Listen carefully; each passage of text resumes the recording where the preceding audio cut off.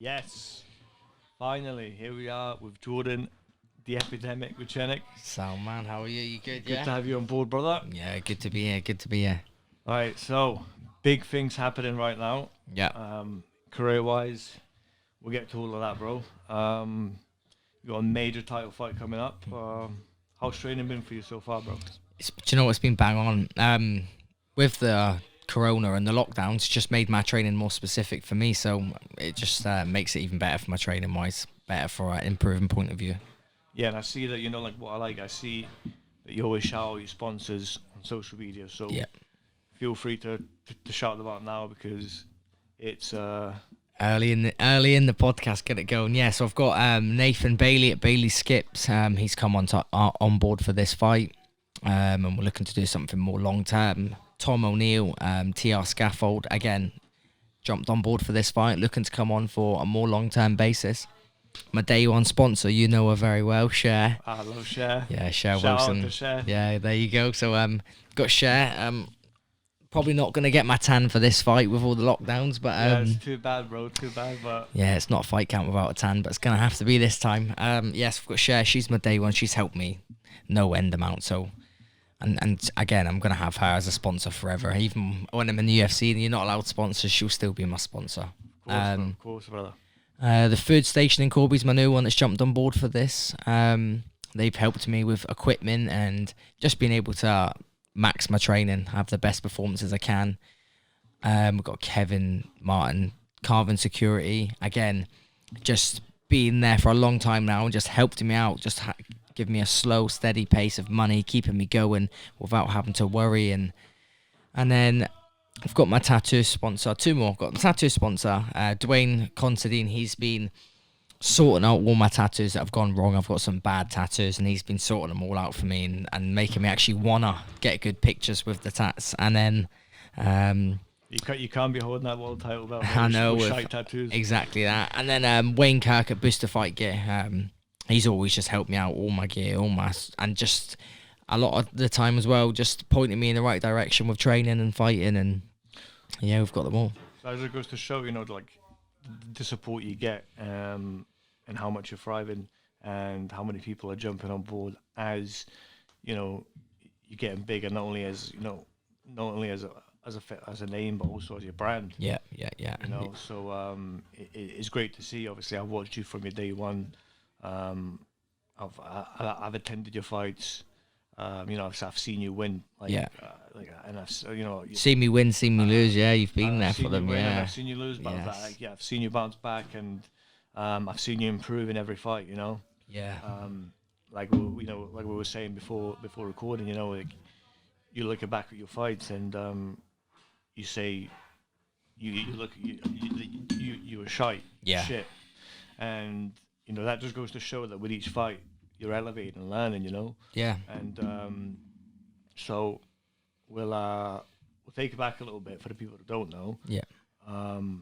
Obviously, people think that you have some sort of specific background when you went to MMA. Yeah. And you just come in and you beat a couple of people, you end up in Cage Warriors, but obviously the story the plot is much thicker than that. Yeah. So how did it start for you?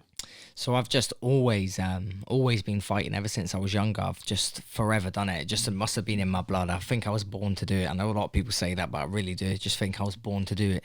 I think the most training I had before walking into an MMA gym was me and my mates used to meet up with boxing gloves on the field and box for hours, and that was all I ever done. I never really done anything, just outside. If I was getting into fights, I used to get into a lot of fights when I was younger, and then yeah, I've just always loved it, always loved fighting, always watched it, and then when I got the opportunity to finally get to do it, I jumped at the chance, and then I haven't looked back since.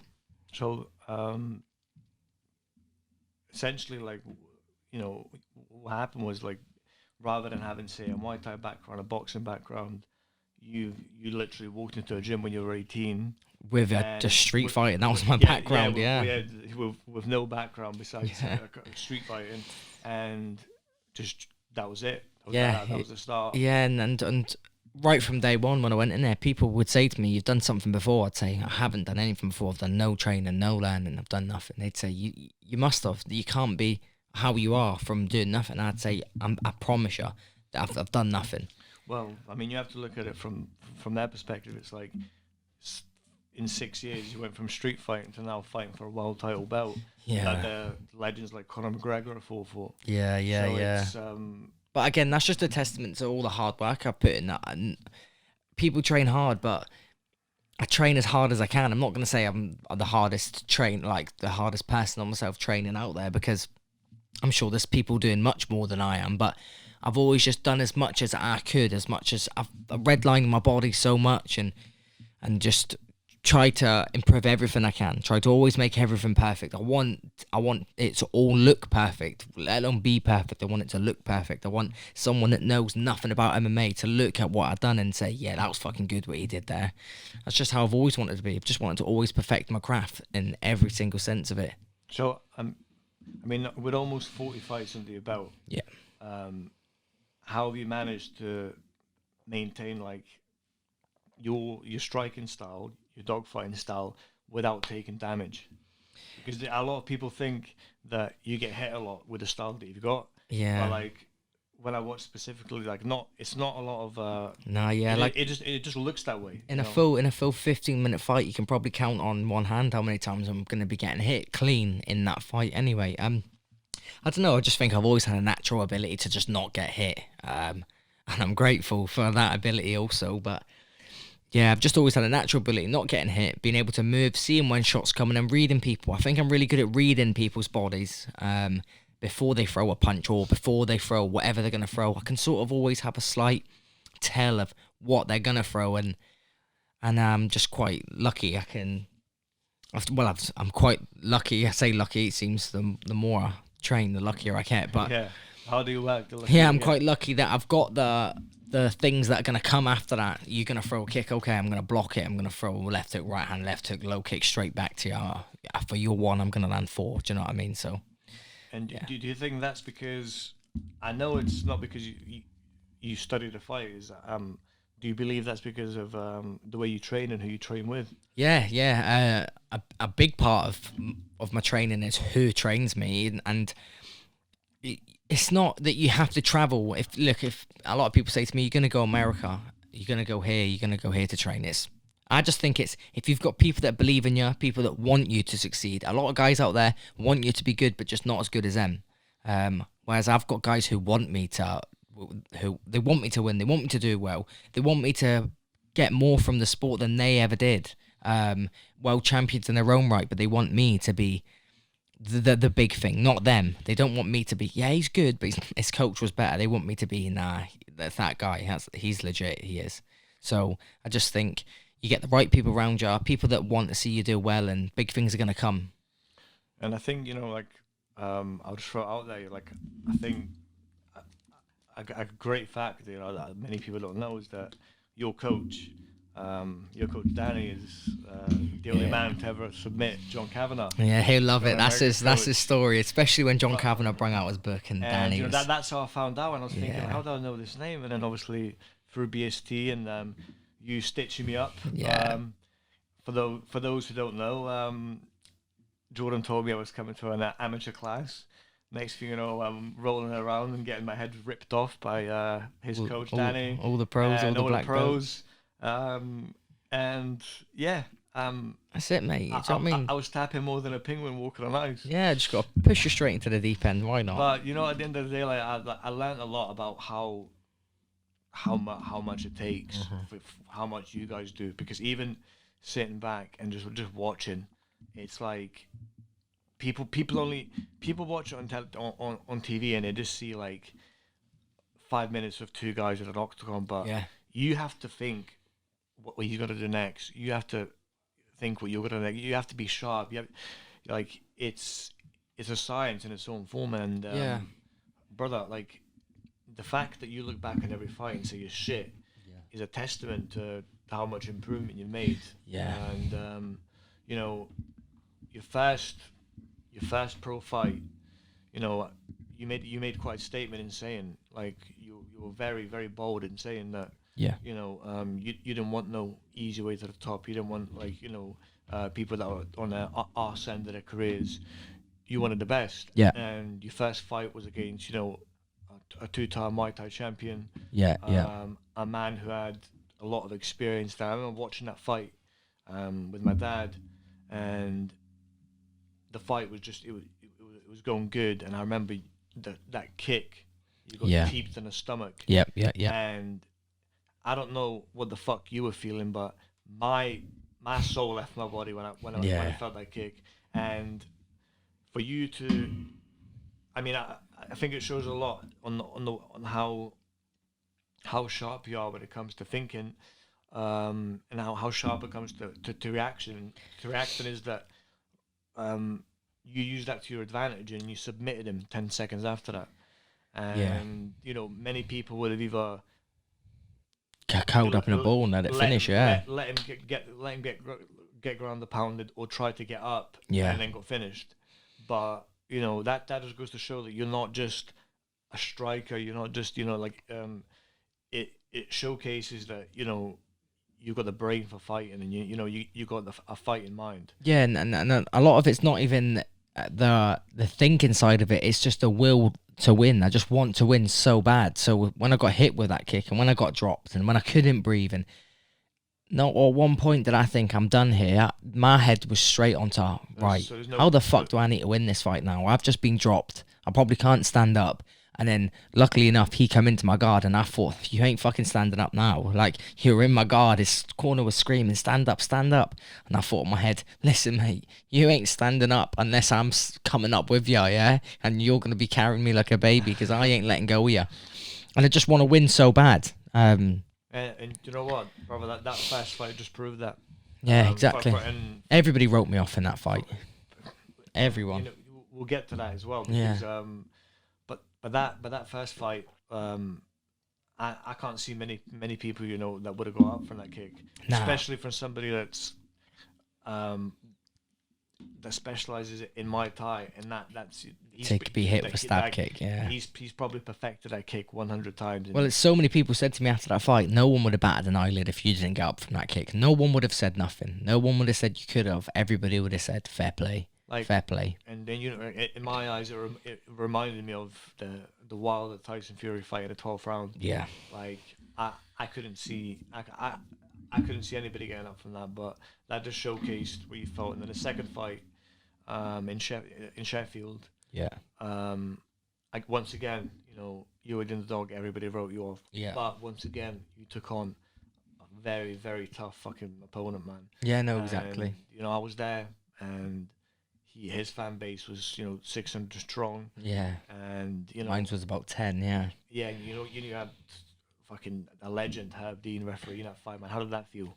Do you know what? That was just the start of it. That was I've always known I'm destined for bigger things. And that was just the start of it for me.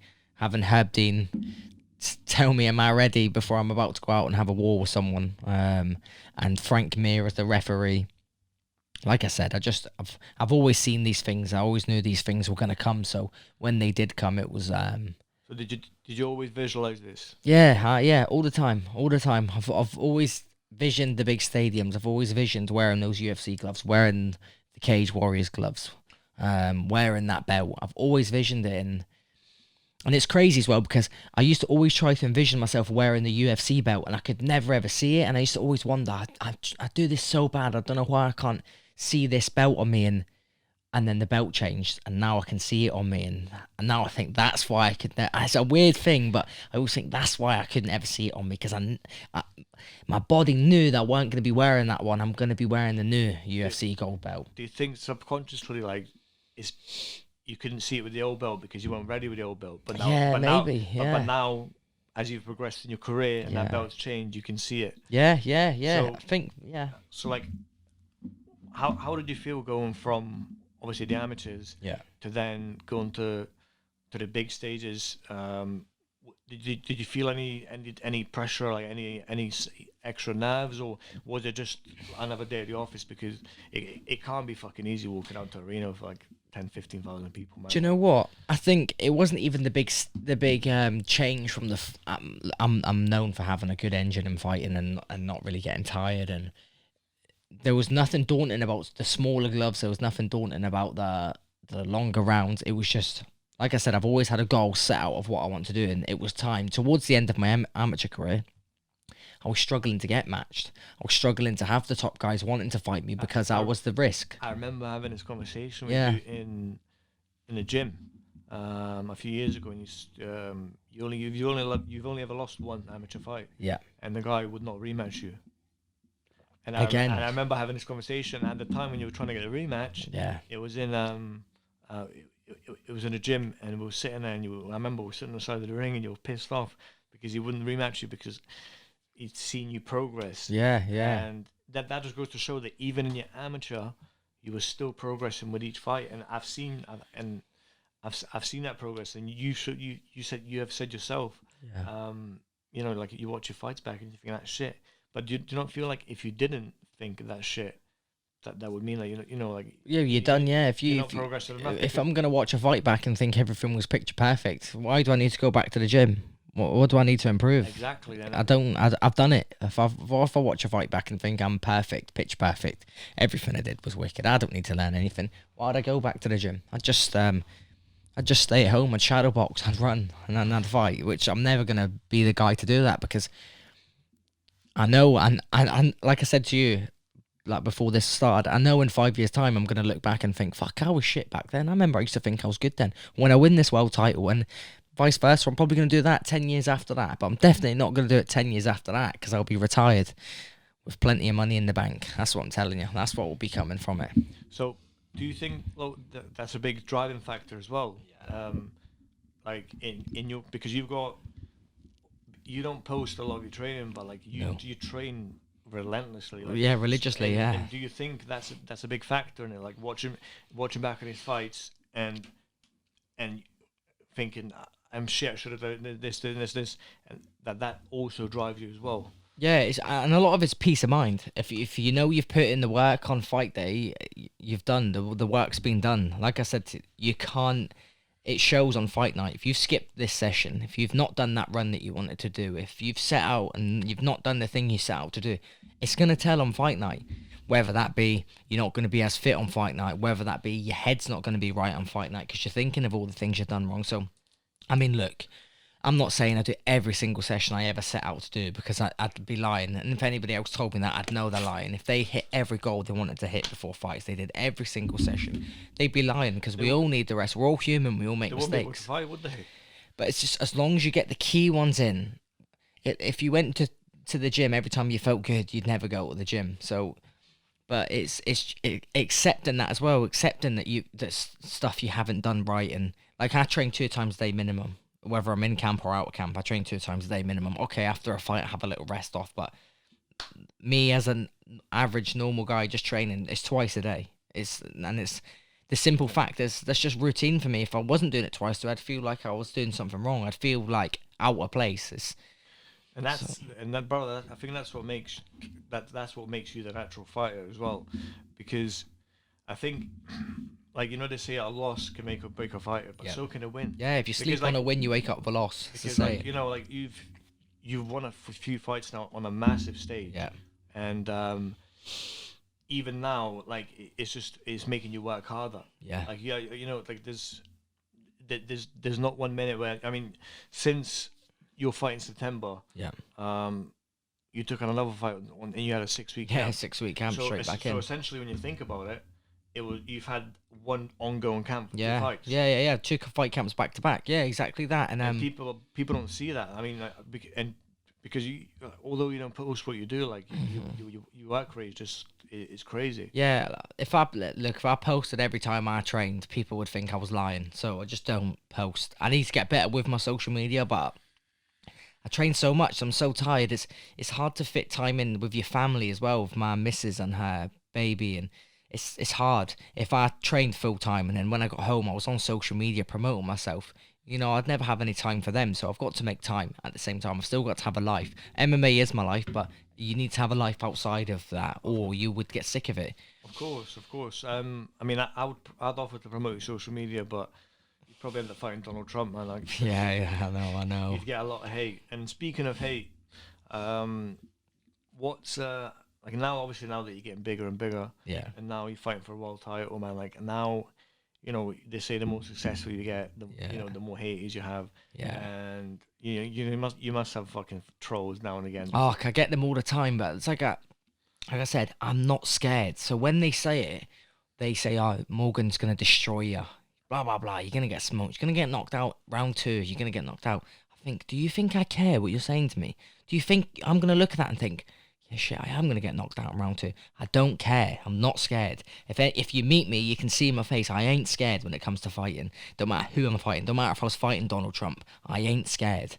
So people can say what they want. It's the same as the Paul Hughes fight. He was doing all this talking, and in the weigh-ins he got on my face, and I just said to him, like, "We'll see." I said, like, it doesn't. Yeah, I remember watching that. Yeah, he's saying to me, you don't want it as bad as I said. We'll see, because I ain't got to say anything now. What I say now will not change what happens tomorrow. When So when that octagon shuts, and it hence shuts, that's when the proof's in the pudding.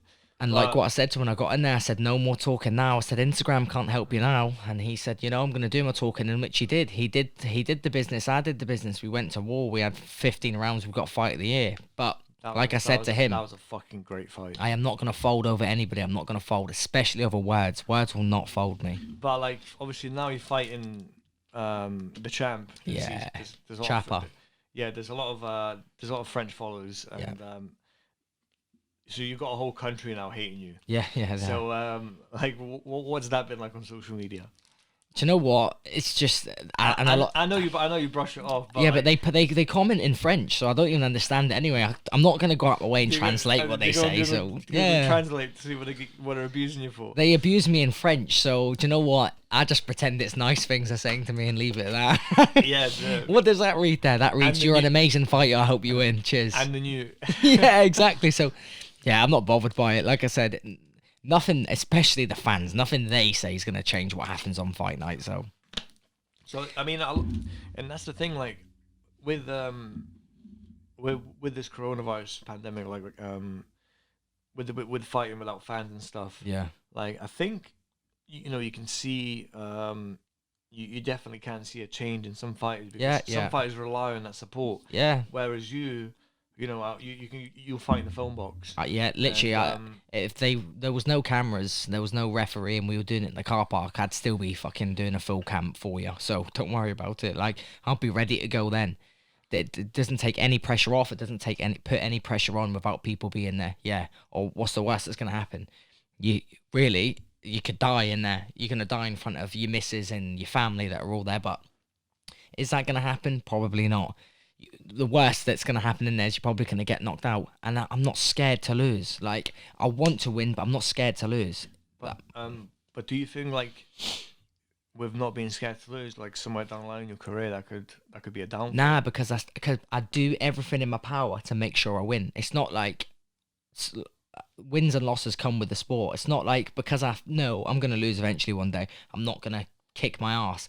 I'm going to do it. If I'm going to lose, I'm going to do the 12-week camp of absolutely beasting myself, dieting for 12 weeks. I'm going to do everything solid. And if I lose, I lose. What happens at the end of it? But every time I'm going to make sure I do everything in my power to get that win. And it's helping me so far. And, I've seen that. I've seen that in person. I've attended a fight when you've lost. Yeah.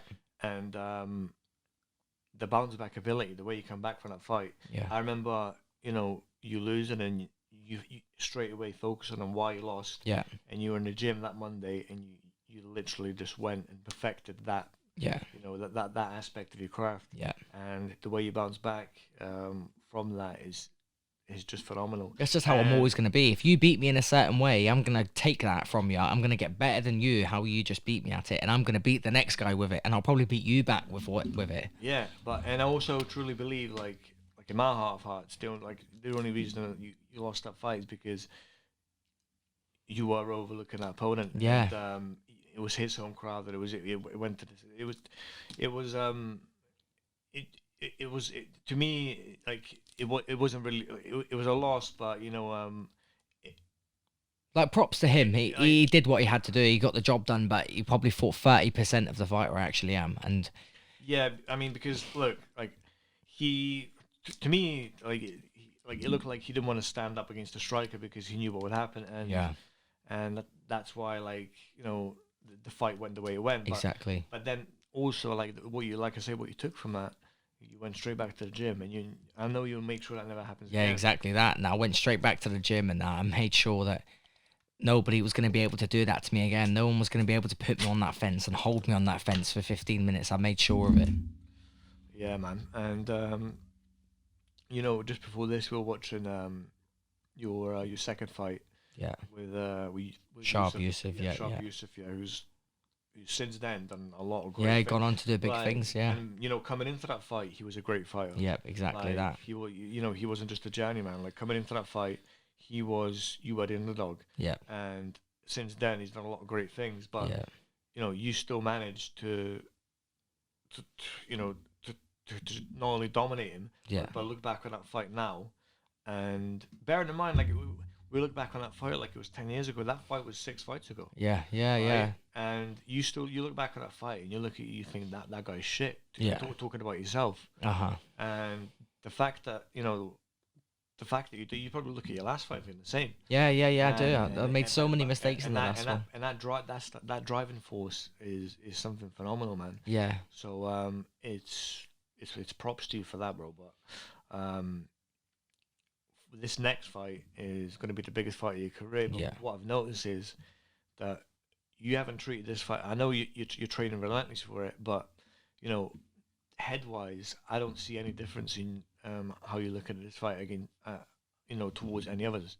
Like, and that's Yeah. you know, a lot of people would fall under that pressure, but I don't think. I think where you stand out a lot is that you don't ever crumble under pressure, and No. even though it's a title fight for a world title, I think that you still just looking at him as a lamppost in front of you. I've been ready for a world title my last 3. That you have to get through, and Yeah.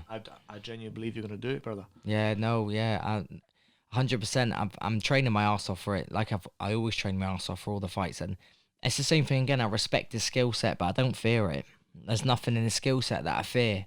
I've got to be wary of it all, but I don't fear any of it. There's going to be nowhere where I'm not going to be confident in that fight. Like if the fight stays here, I'm going to lose, because that's not the case. If the fight stays here, I'm going to win, and I'm going to be able to take it to different spots when I want in the fight. And I mean, obviously, that's because like you know you have a great team around you. Yeah. And you've covered basically every aspect. Yeah.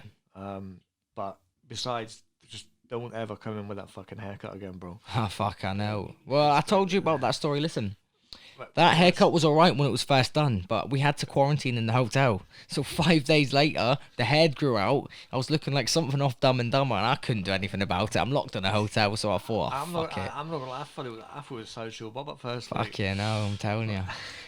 They should be using that picture, man. That's criminal. I know, and especially I've had a fight since that of a decent haircut, and they just fucked that right off, mate. Fuck it. So not only have you not got a tan, mate, fucking hell, there's got to be one thing shining around you, man. That's that belt.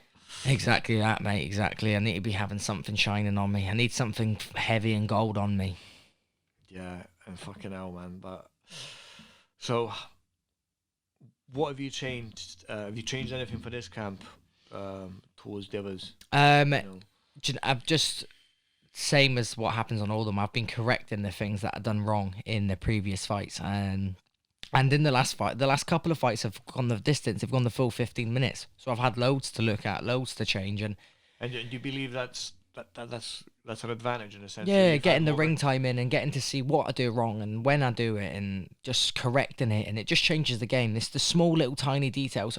When you get to this level, and then when you get to the really, like the UFC, the top 15s, it's the tiniest little margins that make you the champion or just make you a good fighter. And I'm always just trying to change them up. And yeah, in the last fight I had 15 minutes. I got hit with switches. My feet were wrong sometimes, and I've just gone back, looked at all them. I've been watching Morgan Charrier, what he does right, what he does wrong, and even picking stuff off him. Some of the stuff he does, I think, yeah, that was good. I could add that to my repertoire of skills, and that's just how I always want to be. Always improving, always getting better. Bigger, better, faster, stronger, better looking. It would be good to fucking beat him with something that he does. Yeah, exactly that. Yeah, exactly. Well, look, he goes in, he bullies people, and he destroys them. That's what I'm going to look to come and do to him. Well, you know what? Like, and I truly believe this when I say is that you're right. But like, as a featherweight, with your reach, Yeah. with your strength, with Yeah. your power, Yeah. I can't see you getting stopped, Jordan. I'm just, you know what? I'm just at that horrible size for a featherweight. I'm not tall where I'm a streaky piece of pish. I'm not short where I'm a fucking big stocky guy with. I've got the perfect body for the 66 division. I'm tall. I've got long arms, long legs, and a short torso. Do you know? Do you know who like you come into this fight, yeah? Like the bully, having to fight the big brother. Yeah. Of the guy's bully. That's what it is, yeah. That's And the big brother has to get whooped one day. We all know that. So exactly. So now it's I believe he's met his match in you, mate, and I think it's going to be for the style of fighting it is like you're both strikers, yeah, but you're both also all rounders. Yeah. I think it's going to be a fucking. It's going to be crazy. It's going to be an explosion. I mean, look, fight. if I wasn't in the fight, I'd be wanting to watch it myself. So exactly. So how can people watch it? So it's going to be streamed on a channel in France. I know of that, but the main place where people are going to watch it is they download the UFC Fight Pass app, and then you've just got to subscribe. I think it's $6.99 a month. You subscribe to it, and then you've got the fight. You've got the whole trilogy. It's 3 nights of action: the Thursday, Friday, the Saturday, and it's like 50 fighters all fighting back to back over the course of the 3 nights. Obviously, me and Morgan Charrier are the main event of the whole trilogy. It's called Trilogy 3. So. Yeah, just that's how you want to do it. I don't get nothing from it, so don't think that I'm wanting people to support me because I'm getting money, because they don't know who's subscribing to it. They don't know who they're wanting to watch. I just would like to get the sport out there and the support going. That's what I'm saying. Like, but I fucking do. Yeah, so, yeah. I want the viewers to know where they can watch it. Yeah. I've got UFC Fight Pass, and you know what? It's good because I can watch your fights back. Exactly. Well. Yeah, they're all on there. When I've done them, they're back for you to rewatch all the fights. They're all in the archive. Plus, you get the UFC as well. Exactly that. Yeah. And it's fun. Like it's just because people, a lot of people don't like. A lot of people know where to watch UFC because it's a pay-per-view, but with Cage Warriors, people can sometimes get confused. Well, it's like, it's even like people would ask me how much is a ticket to your fight, and I'd tell them. So tickets for this one, they were like a decent amount, obviously with lockdown, and 50% attendance was only allowed and stuff. So they were about £120 a ticket, and you get people saying to me, "Oh, how much are tickets?" So on a normal time, they're probably what, 50 quid max. I say, "Oh, they're 50 quid." People say, "Bloody hell, that's expensive, isn't it, to come watch her?" I think to myself, I'm from Corby. You know who I am. You can speak to me. You're going to pay like 30, 40 quid to watch Anthony Joshua fight, who don't give a fuck about you. You don't know who you are, and you're going to sit in your house and you're going to watch him. Whereas for me, 50 quid, you're going to come to the event. You're going to, until you're at a fight show and you experience it and you see what it's actually like. A lot of people come the first time they're ever going to watch, and then they're hooked. They're like, I want to come to all your fights when they watch them. It's crazy. Especially when you watch someone who you've spoke to getting punched in the face or punching someone in the face. It's crazy. But it is different, and like I remember going to Froch Groves too. Yeah. There was 80,000 people there, and I remember watching you as well. So it's like, how is that for your family, for your missus? Like, does she ever attend the fight? I know because of COVID she hasn't been, but how is it for her watching? Like, obviously, like, you've never been like damaged or seriously hurt, but she still must fucking, like. It must have like a fucking a bit of yeah. Well, she told me in the last one it was all watched through her fingers. So yeah, I go to the fucking shop and my mum worries about me, man. Yeah. You know what I mean? So it's one of them ones, but yeah, like it's going back to what you said. You're saying that you train relentlessly. Obviously, you have your camps, you have your fights, but you also have to have your family time. Like does that do a lot for your mindset? Yeah, I think it's just nice to unwind as well. And look, my missus, she don't want to hear about it, about MMA. So when I get back to the house, she doesn't want to hear about it. I mean, look, I'm the guy where when I'm back, I'm on the phone and I'm watching it. I'm trying to learn something. If I get a spare hour to myself, you best believe my phone's getting linked up to the telly and it's going on the telly. Whether it's watching myself back, watching future opponents, but. She just, when I get home, she wants to sit down, she wants to watch an episode of Power. Before that, she wants to watch EastEnders. So when I get back, I'm not going to talk about what I've done at training. I'm just going to get back, I'm going to chill out of her and just be normal for a little bit. I mean, to me, MMA is normal now, but it's sometimes nice that she just wants to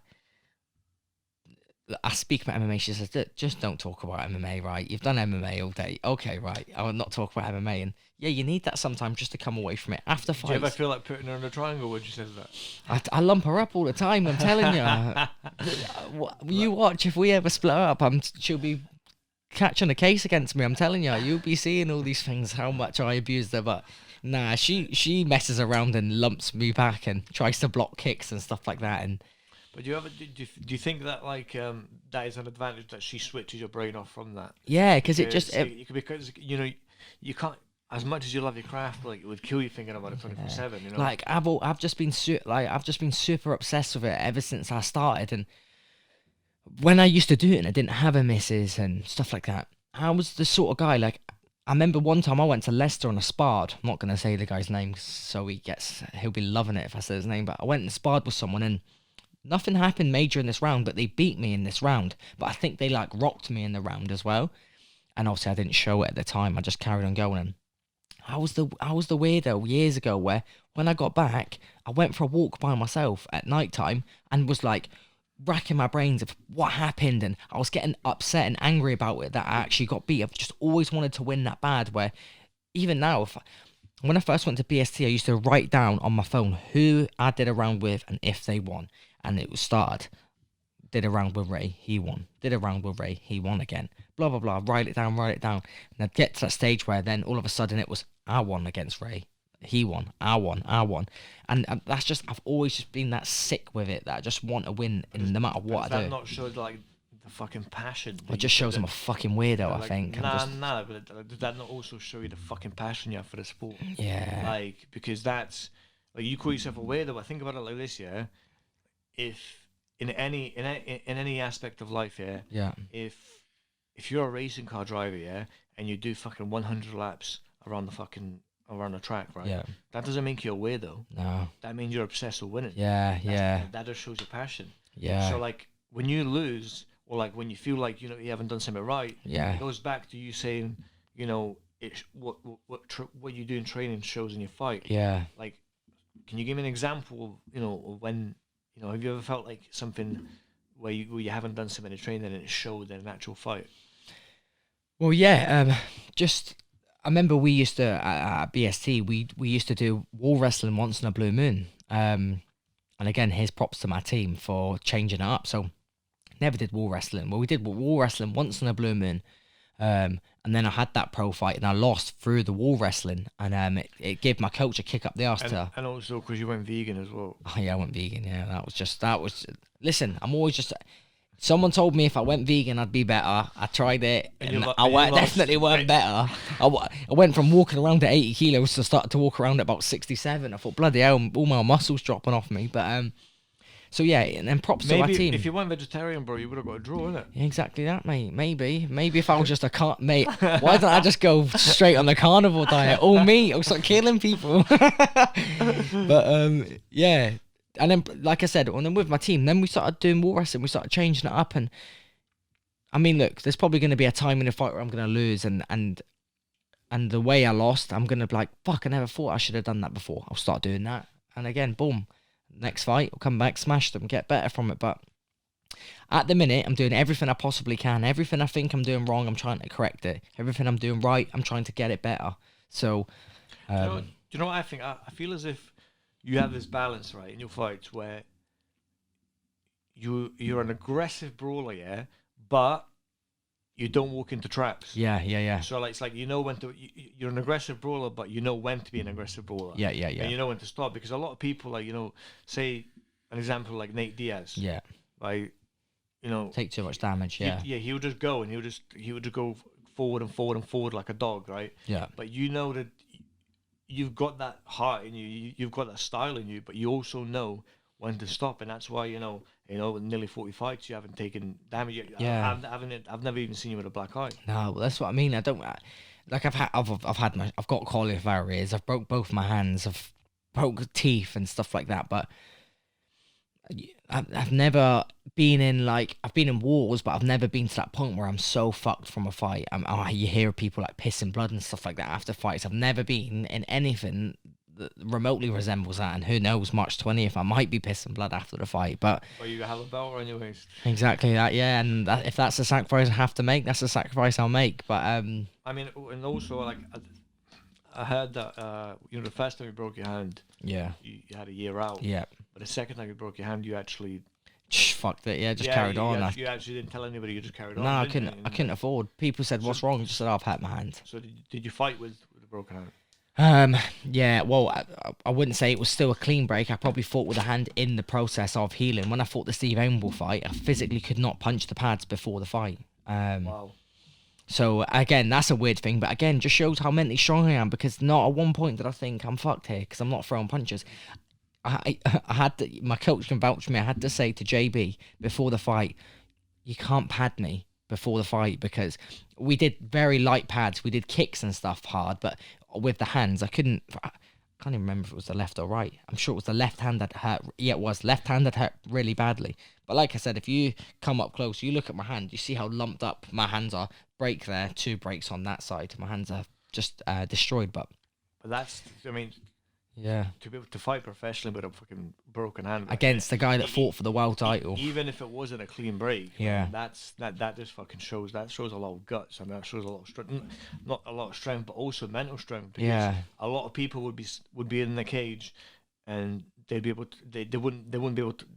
They wouldn't be. They wouldn't throw that hand. Or like they'd throw it 50%. Yeah. But you still did what you had to do. Yeah. Well, the fight. It was a Pro K1 fight with 4-ounce gloves that I actually initially did break the hand in, and I still won that fight. It was either the first or second punch I threw, I broke my hand straight away, and I felt it as soon as I punched him. So even in that fight, I still won. It went through to the decision, and I still won. Yeah, So essentially, you fought 2 fights with a broken hand. Yeah. Now I have. Yeah, so it's pretty crazy, but At least you got them both now, man, for this fucking world title fight. Yeah, exactly. Yeah, do you know what? Touch wood. I'm all good for this one. No injuries so far. Eating plenty. Training plenty. Lie, you're looking fucking great, man. Like, yeah, man. So, in looking great, also like, your walk around weight is higher than the weight you fight at. So, how do you like? A lot, you see a lot of fighters like say like Darren Till and stuff, killing themselves mainly to make weight, and it has killed fighters. Yeah. It's a very serious issue in MMA. Yeah. But for you, I mean, it doesn't seem to be much of an issue. Like, why do you think that is? Do you know what it is? I think it's just because I am so obsessed with it, and I don't. And it sounds bad, but I don't have like friends. I don't go out partying. I don't do all these things. So they switch off from MMA altogether. They go away. They do normal things with normal people. They eat normal foods. They do this. And their weight just gradually... I mean, how many people do you know that does nothing? They don't go gym or anything and they're in good shape. No one, really. The odd few people, yeah. That I wish. You know the odd few people that are taking gear and they're in good shape and they have no reason to be in good shape, but they are. And there's a few that are like that. We're in a generation now where looking good is the thing. Do you know what makes me laugh? Like when people that are taking gear and I say to them, like, so you look at the likes of Tony Bell, you get professional fighters, and you're in better shape than him, right? Eating sandwiches from a jet guy. Yeah, exactly, yeah. And you're telling me you're not on fucking steroids. Yeah. You're eating sandwiches and drinking Lucozade, and you've got a 6-pack, and you're not on steroids. Exactly that. It makes me laugh. But, and that's the reason I can make the weight I make, because I stay on it. Stay on it. So your diet, even off camp, is still... It's still clean. It's still clean. Yeah, and like I said, I'm on 3,000 calories a day now, and I'm cutting weight for this fight. So that just shows you how much I am training. They're 3,000 calories of very, very clean food, but they're still 3,000 calories. When I tell bodybuilders and stuff, I'm on 3,000 calories a day, you can see in their face, they're thinking, no way. When you told me, I was like, nah. Yeah, they think, no way you're losing weight and you're eating 3,000 calories a day. I assure you I'm eating 3,000, if not more. Sometimes, because sometimes, you think, don't worry, I'm not going to count now. So, yeah. Obviously, but how many are you burning? That's exactly that. Yeah, exactly. I'm definitely burning more than 3,000 every single day. Let me tell you that, because there's some days where I am depleted because I've trained so much. But if you watch me eat, man, you'd be thinking, how is he eating all that? And I'm ripped up at the minute. You'd be thinking, how's he eating that? It's like a banquet. I'll chop up banana, apples, I'll chuck blueberries, oranges. I'll have all this in one bowl. Then I'll have 100 grams of oats, protein oats. And then I'll have 2 slices of toast, 4 slices of turkey bacon, an egg on it. That'll be one meal. That'll be one meal. Just hit the red button. Yeah.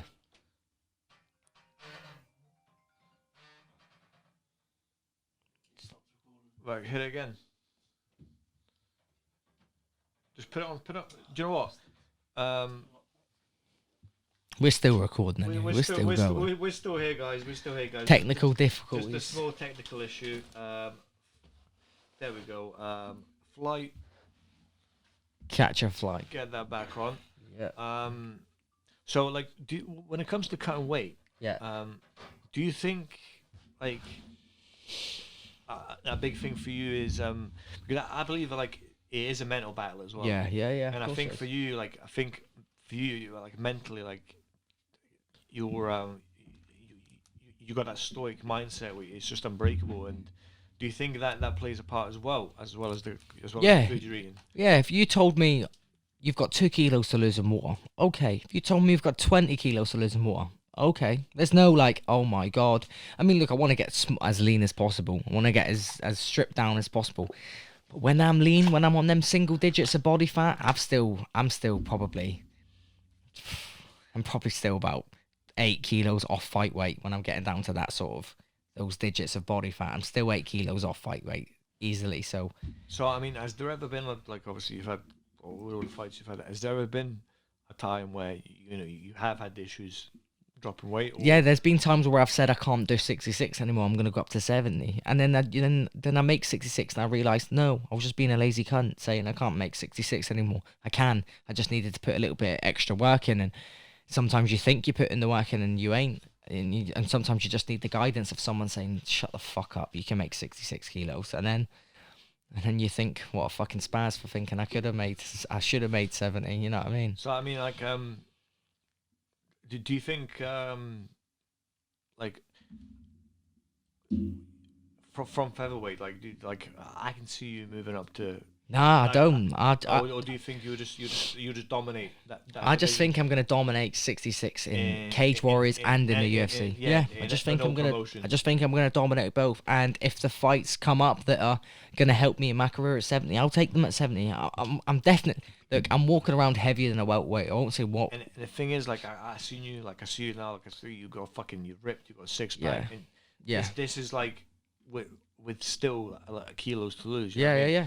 So like that's the reason I asked, because the reason why I agree with you with the featherweight side of things is you've got that reach, you've got that height, you've got everything to. And I'm probably gonna have all of that still at lightweight, but I've set my goal to be 66 kilo world champion, and that's what I'm gonna achieve. So yeah, and I truly believe that, brother, because from the first time we spoke, that's how you felt. And for the first time I spoke, that's what you told me. And I want to be the best in the world. It's as simple as that. There's no ifs, no buts, no maybes. I want to be the best in the world, and I'm going to do everything I can to be the best in the world. Whether that means I beat Morgan Charrier and I go to the UFC, whether that means I beat Morgan Charrier and then I fight Paul Hughes and beat him, or beat Morgan Charrier, fight for the lightweight world title. Just whatever I can do that's going to get me up there, I'm going to do it. Of course. So after March, after your title fight, do you plan on defending the belt? Yeah, I believe that I'll have to rematch Paul Hughes, defend it against Paul Hughes, and silence all the naysayers. Because, like I said, it was split decision. A lot of people said it should have gone his way. A lot of people said it should have gone my way. I was lucky enough on the night that it went my way. What do you think about the fight? Do you know what? I think it was a good fight. Paul Hughes 6-0, 6 finishes, great fighter. I even told him that on the bus journey home. We sat and spoke to each other, talked through the fight, and obviously he had his. He said he thought he won it, and he said about future plans. And I said, look, I think I won it, and we had no bad blood. We just had a disagreement after, and of course we're going to go again, but I just think it's going to be like the John Jones Gustafsson fight. Like, I think the first fight, that was the best he was ever going to do against me. That was where his chance was, his best chance. And I think the second fight, I'm going to destroy him. Yeah, I believe that, that is a fight that does need to happen, because there is a lot of naysayers, and, it was a very close fight, But I also believe with your mindset, learning from each fight, Yeah. that like you say, in comparison to the Gustafsson Jones fight, Yeah. you've got his number. Yeah, that's it. Yeah, that was his chance. And His chance to beat me was that fight. And especially, offer him the fighting with a world title in your hands. Yeah. That's that would just, shut the whole world up. Yeah. World title in my hand or not, it doesn't matter who I was going to fight. Like I said, I'm going to be putting in that work. Whether I fight Morgan Charrier for the world title, whether Morgan Charrier gets injured and someone else steps in, I go with Paul Hughes for round 2, I'm going to be ready and I'm going to win. No matter what I get put in, I'm going to win that fight. I know. So not to look past Morgan Charrier, yeah. Not to look past Charrier, but besides Paul Hughes, like what other options do you think? Like, so I think I could go to the UFC, or I could fight any of the guys that are on their way up in Cage Warriors. But if I fight Morgan Charrier and the UFC want me on the next Saturday, I'll be on it on the next Saturday, because I ain't taking my foot off the gas pedal at the minute. There's no burning out. I do it all properly. I do it all safely. My nutrition's good. My training's on point. My people who train me are on point. And I can't see you ever taking your foot off the gas. No. And do you know what? I'm getting to that stage. I've got such good people behind me. Adam Hale, Hale training. He's just so on it with all my training, knowing when to push me, knowing when not to push me. And he's also a fucking local boys like. And he's also an animal himself. You look at the shape he's in. He's probably in fucking better shape than me. Yeah, I've seen his Instagram, mate. It makes me feel like a piece of shit. Yeah, well, I remember just before the fight, I was absolutely. It makes me want to couch some dumbbells, man. As soon as I see that Instagram. Before the fight, I was absolutely shredded, and then a week later, he said, "Oh, let's get a picture in the gym." I thought, for fuck's sake, took my top off. He was in fucking better shape than me already. I thought, for fuck's sake. So next time, I'm gonna make sure I get a picture just before the fight, where I'm better in shape. But that's good to have people that are in better shape, because that motivates you. Yeah, well. yeah, exactly that. It's like, you're attracting right now. The way I see it, you're attracting everything that's just pushing you forward. Yeah. All the people that want the best for me, I've got the same mindset as you, and people are just there's no negativity pulling you back, and I believe that's a key thing. Yeah, and not only that, you've stayed with. Stayed with your team. Yeah. And I'm surrounded by, at the minute, people that genuinely want to see me do well. I can see they've genuinely got good intentions for me. I've got JB Graham, my striking coach. He just always puts in the work with me, always trying to improve me, always comes to the fights. I've got Lucas Lepanenko, who's just joined our gym. Well, he's been there for a little while now, but again, when I started working with him, I can genuinely see he wants me to do well. He wants me to do good. He wants me to be better. My main coach, Danny Batten, always pushing me. Raymond, always pushing me, getting in sparring, rolling, everything. Even when he probably thinks, fuck this, I don't want to do rounds with him, because I am a killer in the gym. And he's always jumping in, he's always doing it. If no one wants to do a round with me, he's screaming, someone do a round with him. If no one's doing it, he's jumping in. So I've just got guys I can genuinely see want me to do well. And I've seen that firsthand, being in a gym, watching you train. And also watching him in your corner at fights. Yeah. When I've been in attendance. Yeah. You've got people that he's almost like a father figure. Yeah. Like you are surrounded by people that do want what's best for you. There's no. What I see in your gym and what I see in your training is that there's no ego. Yeah. A lot of people. Like you say, want to see you do well, but not as well as them. Like, these people want to see you do better in my eyes. That's from what I see. Yeah. And you're the type of guy, when you do better, you drag them up. Yeah, I'm gonna bring them with me. Yeah. And that's that's a magnet that works both ways. Yeah. I think that's a dream combination. Yeah, exactly that. Yeah. So I think with the amount of training you have been doing for this next fight, what you're training now 2-3 times a day. Yeah, two times minimum, but 3 times a day is the pretty standard thing in a minute. Yeah. Yeah, and the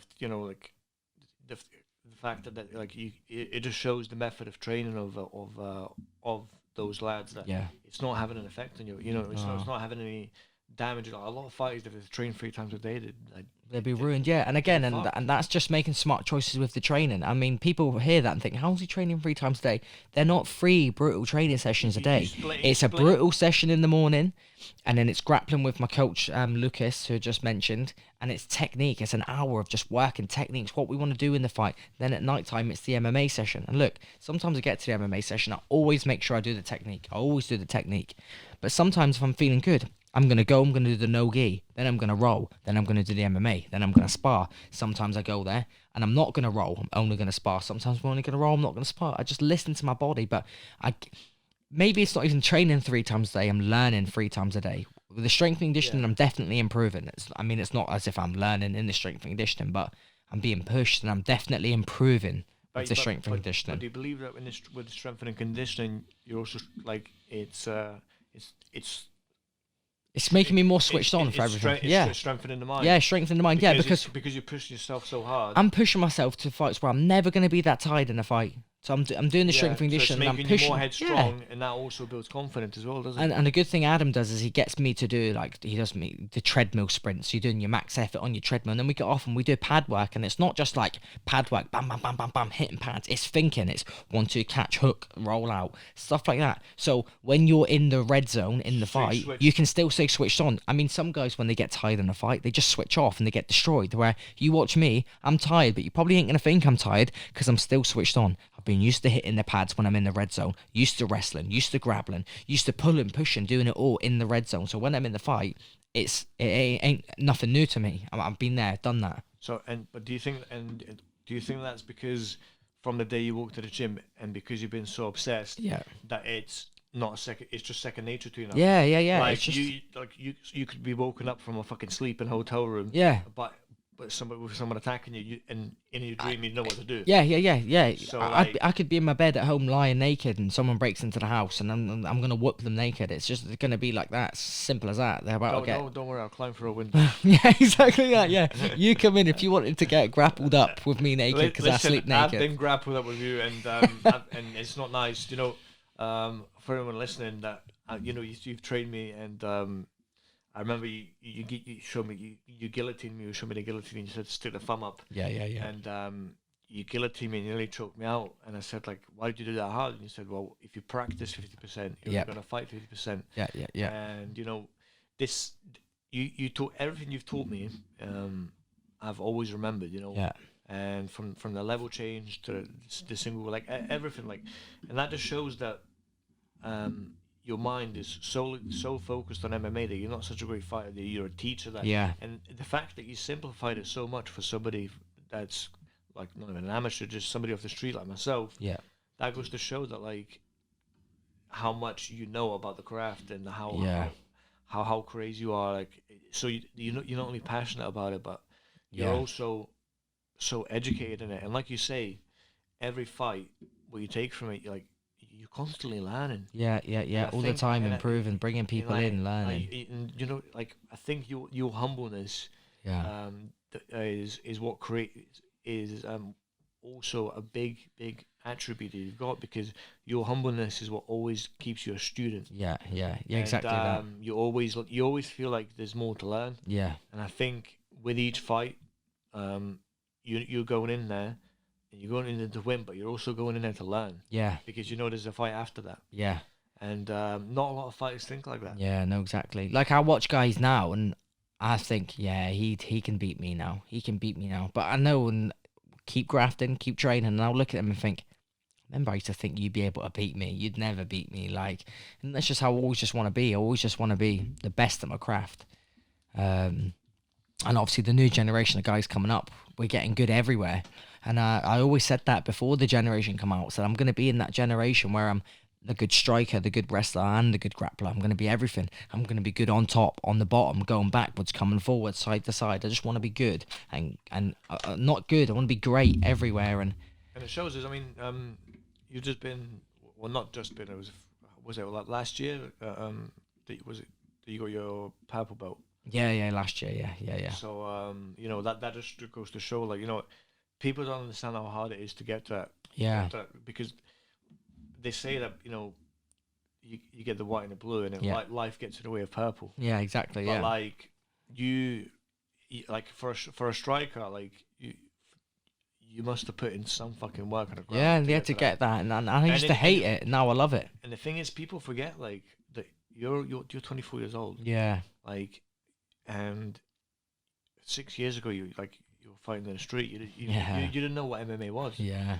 And now you're fighting for a world title. Yeah, it's Like, crazy. And I just love when people say like certain things. Like when I was at training earlier, I can hear someone speaking, and you hear them like fucking. And so at the end of the session, at the end of the pro sparring, there's a couple of other pros, and I was just teaching them a couple of little bits that I've learned, just showing them, wanting their games to be better. I want martial arts to grow all the time, so I'm just showing them a couple of little bits. And I had one of the pros that had been a long-term pro say, "Fucking crazy." Do you know what I mean? He's so young as well. It's gonna be like it's gonna be mad how good he is when he's older. And I just think like, yeah, like not in a big headed way, but yeah, I know I'm gonna be. I always know I've always knew I was destined for bigger things. So when I was fighting these Sharps and these Panacosses, and I was fighting Paul Hughes and these guys, and people saying too much too soon, I'm thinking it's not. Like I know what I'm destined for. Don't worry about it. Like it's gonna be all good. So like your vision is your vision, and yeah, like I've got that tunnel vision. I've got that goal. And like every opinion just bounces off. Yeah, because you know where you're going. Yeah. And like obviously in when you got to Cage Warriors, yeah, like if you'd have jumped into a fight with Paul Hughes or whoever, yeah, and you knocked him out in the first minute, yeah, I mean that would have been would have been good, but, but also like the fact. But the probably improvement would have been a lot slower if that happened. Exactly. Yeah, exactly. So the fact that you've had on the biggest stage, yeah, like on the biggest stage in the UK and Europe, right? The fact that you've had those rounds, yeah, with with very fucking solid opponents. Exactly, yeah. Like that gives you, when you go home and you plug your fucking phone into your TV, yeah, that gives you a lot to look back on as well. So, that's also like people. A lot of people don't look at it like that, and a lot of people don't understand all the like mental stuff that it takes, or the build up. I've trained for however many weeks solid with the sole purpose of beating this guy. He has done the exact same with the sole purpose of beating me. Nothing else has mattered. It's just all for that. I want to beat him. He wants to beat me. We've come and we've clashed. He was 6-0 and finished everybody. Ranked as one of the best. They said he was one of the best guys in Europe. He was UFC bound. He was definitely UFC material.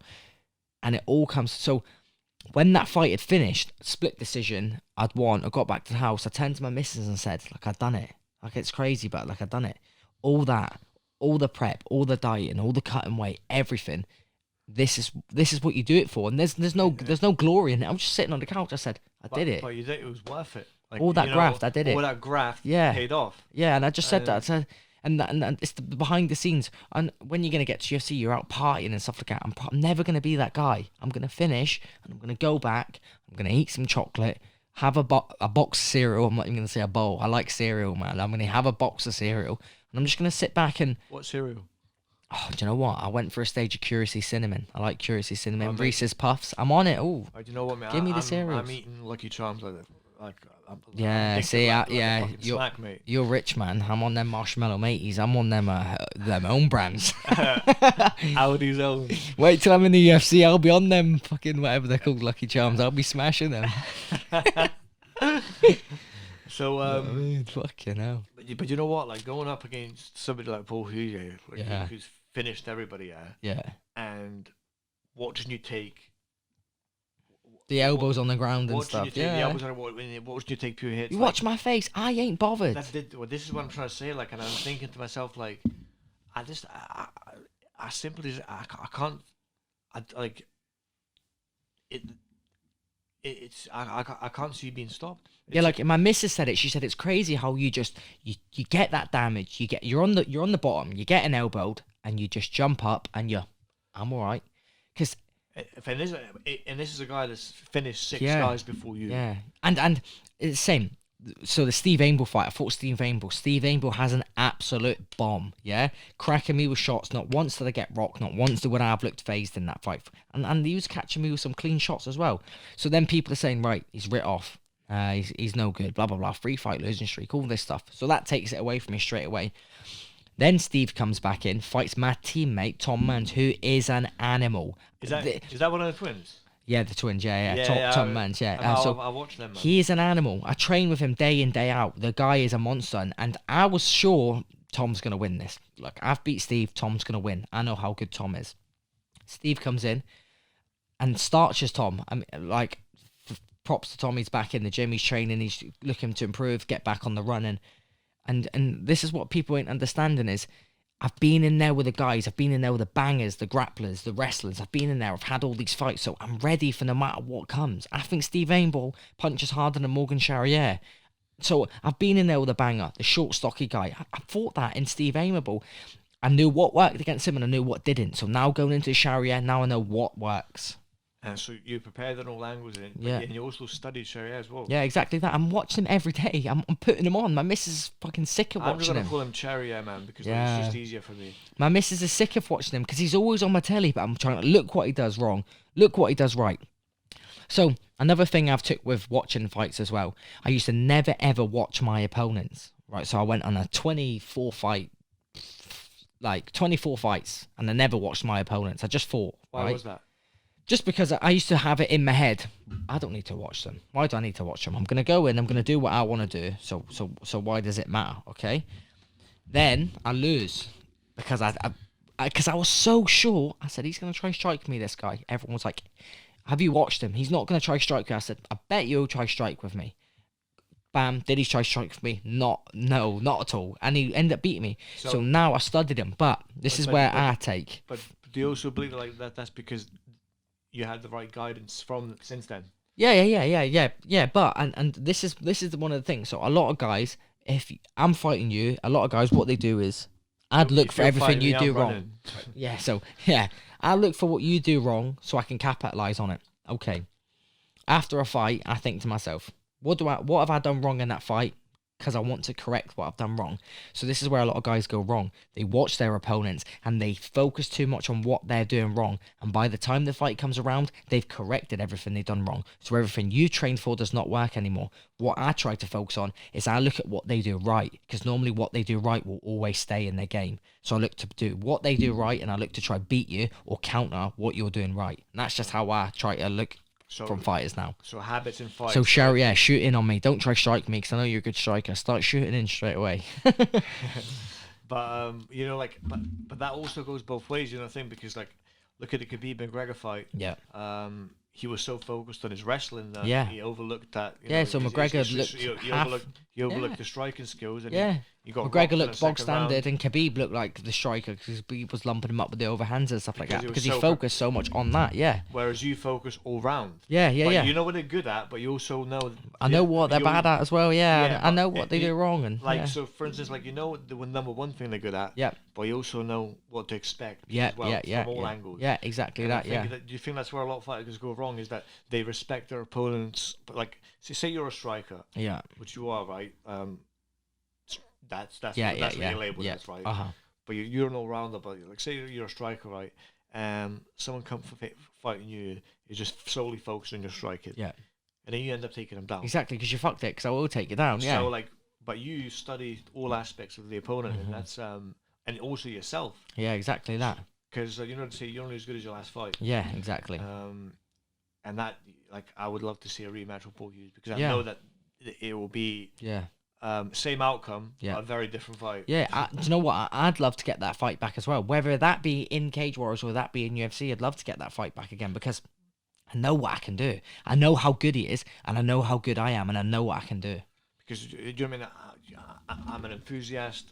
I'm a friend and I'm a fan of yours, but at the end of that fight, I didn't know who Sam was going to. No, exactly that. You can see from my face, I was genuinely surprised when I won it. Number one, such a close fight, and he was hitting me them switches at the end, and I just felt like it was running away from me, the fight. When you're in there, you don't realise the damage you're causing until you watch it back after.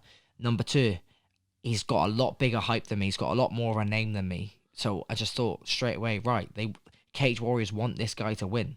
So props to the the judges who were there for giving me the fight, because if you were biased in that fight and you liked Paul Hughes, it'd have been a clear cut for you. Same as if the judges loved me, it'd have been clear cut for me. Do you know what I mean? So, that's just a thing you get with the Cage Warriors being the world class, is they do have the judges that are not like solely dependent. I like him. You got the judges that are just right. They're there to judge a fight. It could be, like you said, it could be Donald Trump and Vuk fighting. It doesn't really matter. Yeah, they're just there to see a fight and I wouldn't to fight see my a winner. friends. Yeah, there you go. So, I mean, with the Paul Hughes fight, like, what do you think? Like, what do you think made it go to split decision? Like because why did you let the fight become so close? Was it just because you wanted it to be a dogfight? No, that or was it? No, that was the best version of me at that time. It's as simple as that. It was. That was the best version of me at that time. I'm better now, but at that time, that was the best version of me. I couldn't have done anything different. I mean, look, if I could have come out, watched the fight, and went back in, I could have done a lot different. But on the night, that was Paul Hughes got the best Jordan Vucenic, and I believe I got the best Paul Hughes on the night. I didn't hear him saying he was ill, have a bad camp, anything like that. Same, there was no excuses for me. There was no injuries. That was just the best me on the night. But that fight was so close. I've took so much away from it. No, I've improved so much. I'm 10 times the fighter already. I believe that because I mean we're not just talking about anybody here. We're talking about a guy that was coming in that's knocked, that's finished. Everybody, Europeans, elite, submissions, chaos, you, yeah. And you just took his elbows and smiled. Yeah. And that's like the reason why I started, like, where this split decision came from is you've just answered it. Like, it's something that you can only answer after the fight. Yeah, exactly that. Yeah, like, that was just that's the best I could have did on the spot. I can't do anything to change it. You got a W at the end of the day. Exactly. And, I agree you won.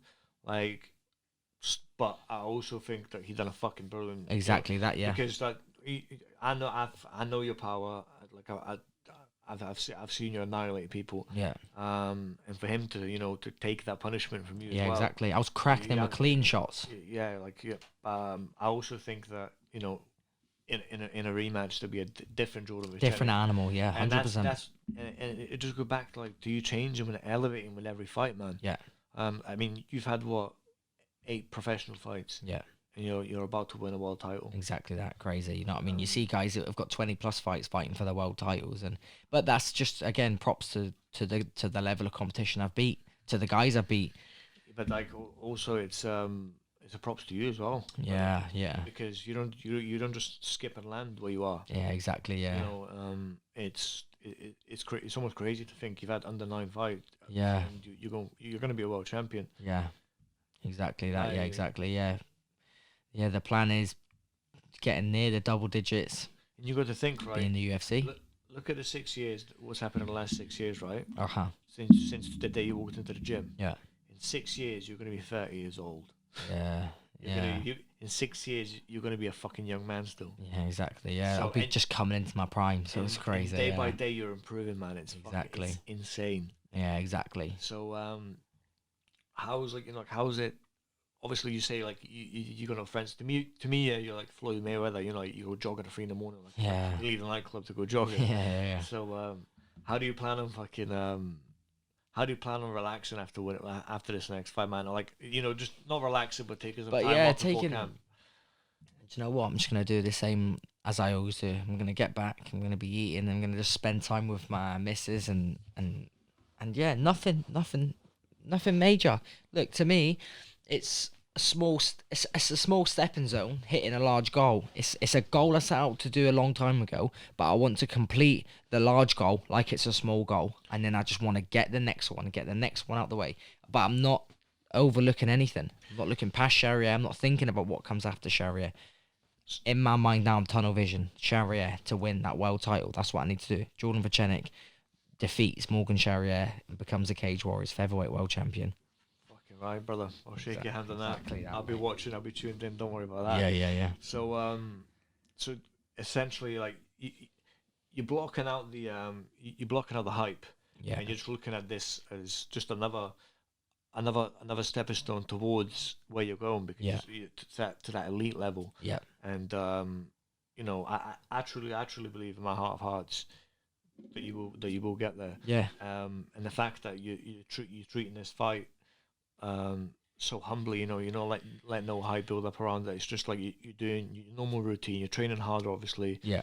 But you're just looking at it as, yeah, I'll get that belt, and then I'll move on to And the then next it's back one. to improving. Yeah. Moves on to the next one. Exactly that. Yeah. And a lot of people would win that belt. You know, they've got a party and Yeah. and this is where, you know, a win can also break a fighter as well. Yeah. Exactly that. Yeah. And that's where I think you're different to to a lot of people. Yeah. Is that you raise that belt and you go home, you say to your missus, I've done it. Yeah. And then, you know, you'll enjoy your food, Yeah. you'll enjoy your time off, and you go straight back to the gym. It's on to the next one. Yeah. Like, look, I'd rather be well known for being a good fighter than known in Corby for being the best fighter ever. I'm not about that life. Do you know what I mean? I'm not there to be the champion of Corby. I want to be world level. There's some guys that are happy with just being the hardest man in Corby, whereas I'm not. I'm wanting to be on that world scene. So yeah, I mean that's sad to be honest. But if I'm being completely honest, but also, you're not the hardest man in Corby, but you're also the most hated man in France right now. yeah, that is true. That is true. I'm probably the first one as well. Joking. You need to go on Google Translate, maybe. Yeah. I want to know what they're saying. Oh, I don't know. I'm just getting abuse from all angles from all the French people, but. Like I said to you, but that just goes to show that your name's now in France as well. Yeah, exactly. Like, yeah, so it's getting out there. Whether it's good or bad, it's all coming to me. Yeah, listen, exactly. Like, there's only one thing worse than being talked about, bro. Yeah, and that's not being talked about. Exactly that. Yeah. So even if they're hating you in France, they're still they're giving you attention. It's still giving you hype, and it's still building you up. Whether it's good or bad attention, it's still getting attention. So what and at the end of the day, you're not doing bad. Yeah. So like what you're doing is good. It's a good thing. Yeah. So whether what they're throwing at you, whether it's good or bad, you're doing a good. You're doing a good thing. You're focusing on your career. Exactly. Winning world titles. Yeah. Multiple world titles. Yeah. In multiple promotions. Exactly. And you know you've got. After this, you got Bellator there. Yeah, well, no.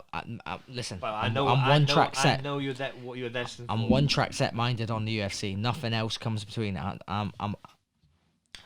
rather be poor and never make it to the UFC than minted and on Bellator. Listen, I know one day, I'm gonna hear Joe Rogan say your name. And no, you're gonna hear Joe Rogan scream when I knock someone out. That's what you're gonna hear. Yeah, I want to see that cam, him and DC Cormier. And I know you probably mispronounce it, but the Epidemic will fucking be in the UFC. Yeah, I know it, bro. I know it, and I'm not just saying that as a fan or a friend. Like, I'm just saying it because look, facts don't care about people's feelings. Like, every time you've been into a fight, you've been an underdog. Yeah, everybody's wrote you off. Yeah, and every time you've proved them fucking wrong. Yeah, exactly. And you've stuck to your guns. You said I want the best of the best. Yeah, and in 4 fights, you got the Cage Warriors. Yeah. Like, that's with one loss that you learn very much from. Yeah. And, I mean, that says a fucking lot about a fighter. Yeah. For a fighter that's come in with no boxing background, no Thai boxing background, just walked into the gym, just started MMA. Yeah. So the only person I can think of that's done that is Francis Ngannou. Yeah. Like, that's unheard of, you know. Like, yeah. At the level where you're at now. Yeah. Actually, no. There's one other person I can think of. Did you hear about on Joe Rogan when he asked Max Holloway how he learned to strike? Nah. You know how Max Holloway learned to strike? Nah. Oh my days. He didn't like. He done pads, just hitting normal pads in his garage with his mate. Yeah. You know, he learned to strike on playing a UFC game. Yeah. Fuck. And he went as Aldo. Yeah. And seeing the way Aldo striked, and he was doing that on the pads, so he learned it for the fucking the UFC game. Yeah, crazy. It's mad. And look where he is now. So it's like exactly, yeah. Some people, have that that you've got, and some people just don't. Yeah. But you don't ever let it get to you. You don't ever let the hype get to you. Yeah. You don't let the wins get to you. Yeah. Like you're climbing higher and higher the ladder, but you still, in your eyes, see yourself as a student. See yourself as it's almost like you look at every fight like it's your first fight. Yeah, well, a lot of people always meet me and they always say, "Oh, you think you're an arsehole, covered in tattoos, fucking cage fighter, you just think you're a wanker. That's Listen, that's my fucking job. yeah, that's what I mean. Yeah, I'll just leave people like you to be the assholes. So like, fucking, I could have a fucking Lamborghini parked outside, and I don't mean I'll speak to you like a piece of shit. I'll still be humble. I'll still be nice to you, and I'll go get in Lamborghini, put the heated seats on, and I'll be off skis. Do you know what I mean? Yeah. It doesn't bother me. That's how I'm always gonna be. Yeah. I'm never gonna change who I am because of money or fame or anything like that. I'm always just gonna be from an absolute shithole town, but it's full of good people. So what can you do about it? Exactly, and that's It's also full of a lot of assholes as well. But you know what I mean? That's for a different time. well, the way I see it is that humbleness, like being nice gets you far in life. Yeah. But being nice and being able to fight gets you further. Yeah. Exactly that. And, Yeah. I cannot see you being nice talking when you're inside that cage with someone. No, exactly that. As soon as we're in there, it's business only. I can't see you saying hi and bye and how's your day been when you're elbows. I'm gonna be super respectful to that Morgan Sherry, yeah. But when we're in there, I'm gonna be taking his head off. Make no mistakes about it. I'm gonna be looking to take his head off. Do you see him as just as a barrier to your goal, to your vision? Yeah, literally, it's just that. It's just someone trying to take away everything I've worked for every time. It's as simple as that. No animosity, no hatred. I literally couldn't give a fuck. But when we get in there, like it's that thing, if he dies, he dies. When we get in there, it's as simple as that.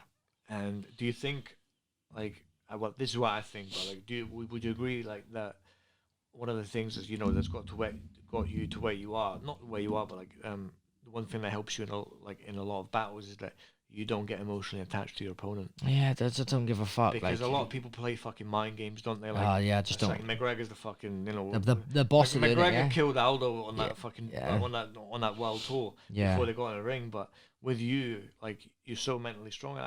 Nobody can get inside your head. And I could genuinely just come up. I could, like, same as that Paul Hughes, all the shit talking, all that. We walked past each other in the hotel room loads before the fight. I don't give a fuck. It's all right. But you're gonna fight him in a couple of days.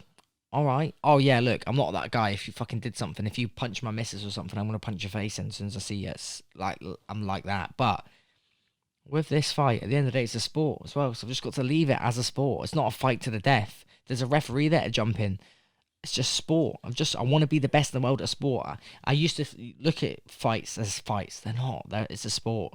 You know what I mean? It's not. Yeah, like, but do you think that comes from maturing and Yeah, learning, and learning that it's not just throwing punches, legs, kicks, and elbows and knees. It's thinking three steps ahead of your opponent, and having a good team around you to show you that. Like some of the best grapplers in the world, when you ask them how many times you get submitted, they're probably like 10 times a session. Whereas you're thinking, fucking hell, if you're the best grappler in the world, you're getting submitted 10 times a session.